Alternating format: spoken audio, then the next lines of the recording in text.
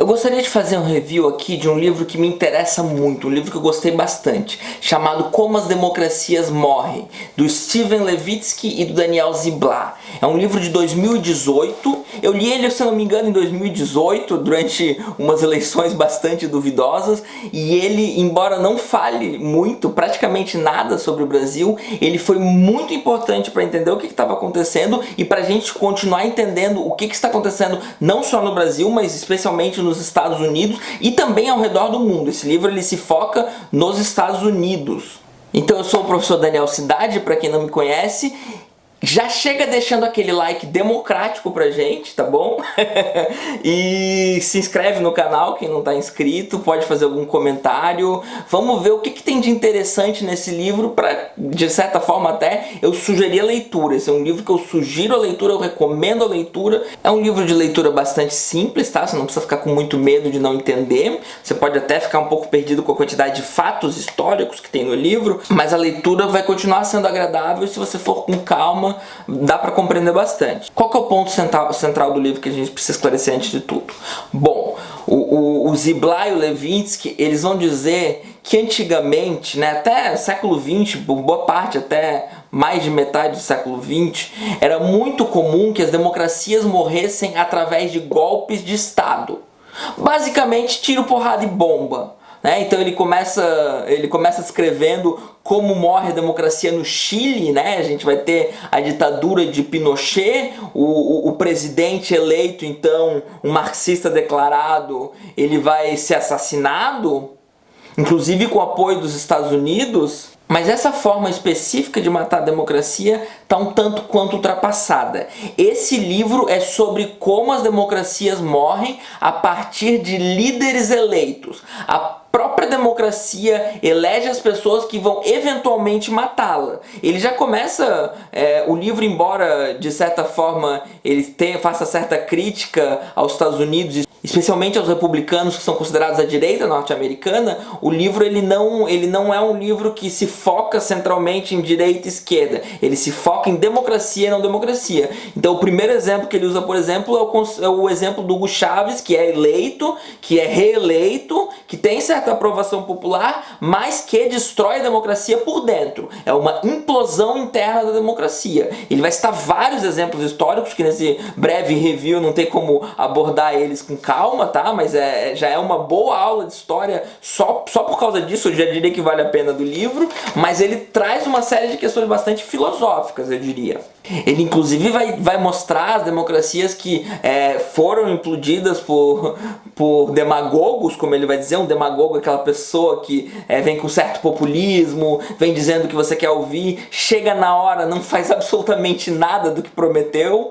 E ele vai falar também das democracias que venceram esses demagogos, que elegeram de certa forma, ou chegaram perto de eleger demagogos, chegaram perto de eleger pessoas antidemocráticas e conseguiram de certa forma vencer, conseguiram de certa forma não sucumbir a isso, certo? A grande estratégia é que pessoas de ideologias diferentes se unam para combater o mal maior. O que a gente chama hoje no Brasil, já chamam em vários lugares, eles mesmos um termo de frente única.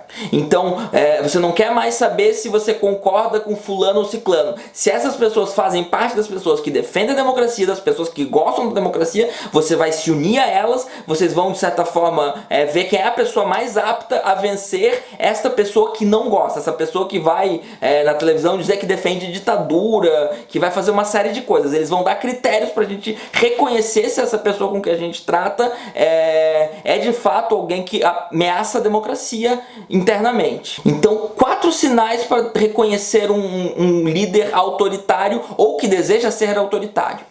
1. Rejeição das regras democráticas do jogo ou compromisso débil com elas. Eles rejeitam a Constituição ou consideram violá-la. Eles sugerem medidas antidemocráticas como cancelar as eleições. Eles buscam meios extraconstitucionais como golpes militares ou protestos de massa. Segundo princípio, negação da legitimidade dos oponentes. Eles descrevem seus rivais como subversivos, como pessoas que ameaçam a segurança nacional, como pessoas que ameaçam aos valores, a moral, capazes de trazer a decadência da nação. Eles descrevem seus rivais como criminosos. E às vezes eles descrevem seus rivais como agentes estrangeiros infiltrados. Como é o caso do próprio Trump com o movimento Birther, que dizia que o Barack Obama não era norte-americano. Terceiro critério: tolerância ou encorajamento da violência. Eles têm fortes laços com gangues armadas, paramilitares ou milícias. Sugestivo isso. Eles estimulam ataques de multidões contra seus oponentes.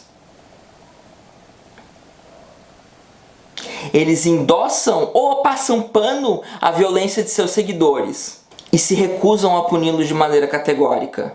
Eles se recusam, por exemplo, se alguém muito importante é assassinado, mas é da oposição, ele se recusa a fazer algum discurso, ele se recusa a se posicionar como aquilo sendo algo ruim acontecido, né? Não dá para esquecer da Marielle, por exemplo, quando a gente pensa nesse critério. Quarto critério: propensão a restringir as liberdades civis dos oponentes, inclusive da mídia. Eles vão tentar expandir as leis de calúnia e de difamação. Não que as leis de calúnia e difamação sejam necessariamente ruins, né? Mas quando a gente está falando de um governo, todo mundo faz críticas ao governo. Então, usar e abusar e expandir essas leis, inclusive do povo para contra o governo. O povo está sempre chamando o governo de governante corrupto, etc. A tentativa dessa expansão, de certa forma, é vista como antidemocrática. Eles ameaçam medidas legais punitivas contra seus críticos. A crítica contra o governo é muito mal vista. E eles elogiam medidas repressivas tomadas por outros governos. Esses são os 4 pontos centrais para você identificar se o governante que está governando o seu país ou que pretende governar o seu país é alguém que vai ameaçar a democracia.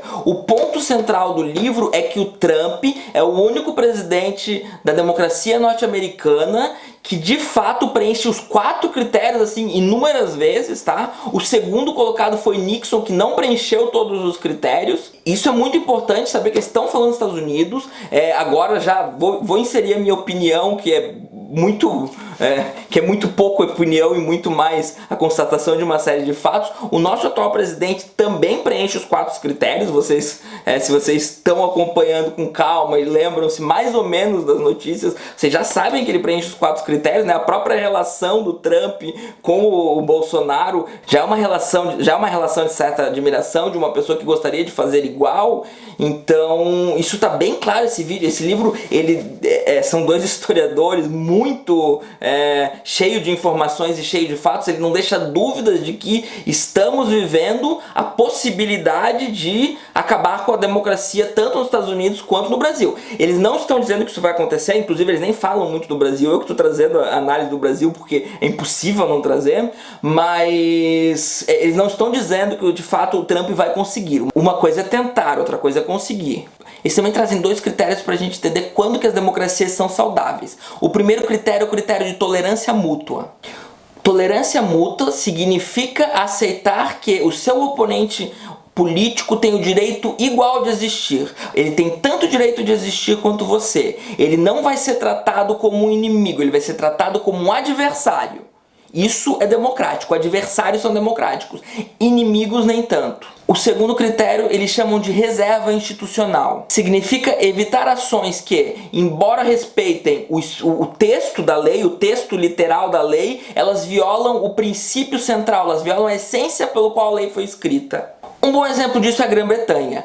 Na Grã-Bretanha, a nomeação do primeiro-ministro ela é uma prerrogativa real. O que isso significa? Significa que, em tese, a rainha ou o rei, depende de quem estiver, tem o direito de nomear o primeiro-ministro. O que acontece? Na prática, o primeiro-ministro é um membro do parlamento, então eles têm um parlamento eleito e tem 2 partidos, na verdade. O partido que tiver maioria, ele vai acabar elegendo alguém para ser o primeiro-ministro. Então, na verdade, na Inglaterra, a lei permite que o rei nomeie, mas os costumes, a tradição e toda a história da Inglaterra faz com que quem nomeie de fato o primeiro-ministro sejam os próprios parlamentares, sejam os próprios ministros eleitos. Então, a essência da lei é que o povo britânico eleja os parlamentares, eleja os ministros e a partir disso eleja-se um primeiro-ministro. O texto da lei permitiria que a rainha falasse, não, quem vai eleger sou eu. Mas isso nunca acontece. Ela respeita, no caso, as regras democráticas do jogo. É também bastante interessante quando eles falam do Alberto Fujimori do Peru, tá? Não vou me adentrar aqui, mas eles entendem que ele deixou de ser um democrata, que ele acabou com a democracia por acidente, não era um plano. Então eu acho uma citação bem interessante. A ruptura democrática não precisa de um plano, às vezes ela acontece automaticamente por uma série de acontecimentos, como por exemplo o fato de um outsider da política entrar como presidente, que é o caso do Trump, na verdade. Ele vai dizer que para os outsiders os freios e contrapesos tão importantes para a democracia são considerados uma camisa de força. Então tem aí uma série de questões bastante interessantes no livro que a gente aprende mais sobre democracia e sobre história também. Uma coisa bastante interessante sobre os Estados Unidos é que eles vão dizer que até a década de 60, mais especificamente 1964, os democratas, que são considerados a esquerda norte-americana, e os republicanos, que são considerados a direita norte-americana, eles não era tão claro assim que era esquerda, direita, existia gente das pessoas das mais diversas posições políticas em ambos os partidos e não era tão polarizada a coisa. Qual que era o problema? Por que não era tão polarizada a coisa?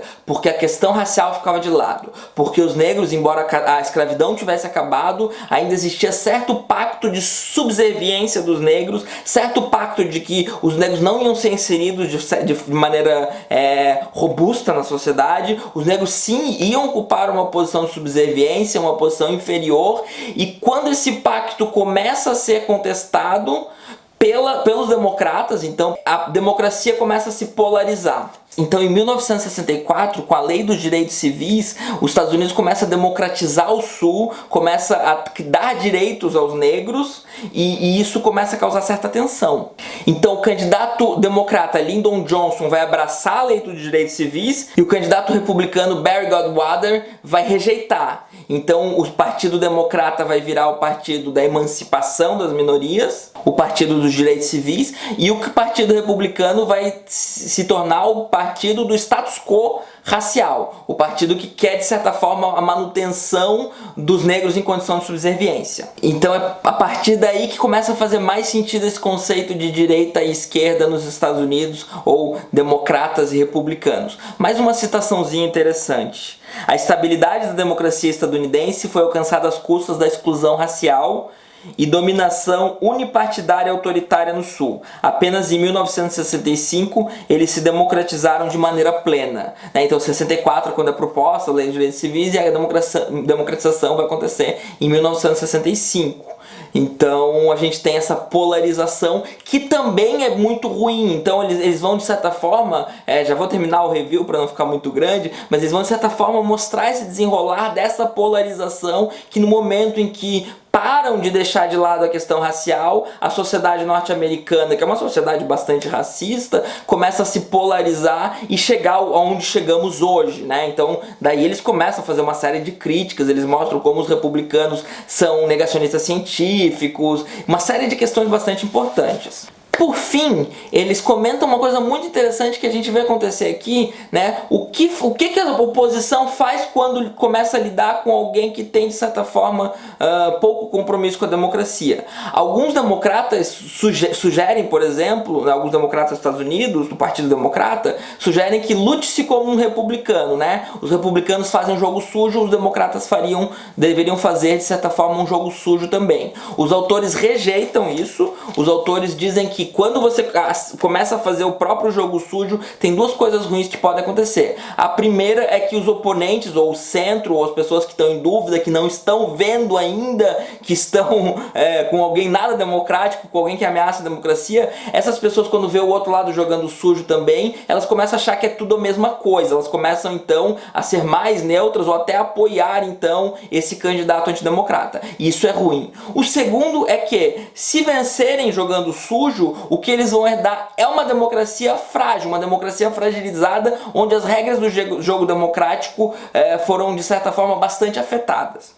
Então eu falei um pouquinho das questões centrais aqui, dava para fazer, ficar muito tempo, fazer várias aulas sobre o livro, mas o meu objetivo central é mais um apanhado geral para que você possa entender então esse livro aqui bastante interessante como algo que deveria fazer parte da sua leitura para você entender o mundo hoje e entender então essa questão tão importante que está tão em jogo hoje, que é essa famosa palavra que a gente chama de democracia, essa forma de governo, esse ideal, o que quer que seja.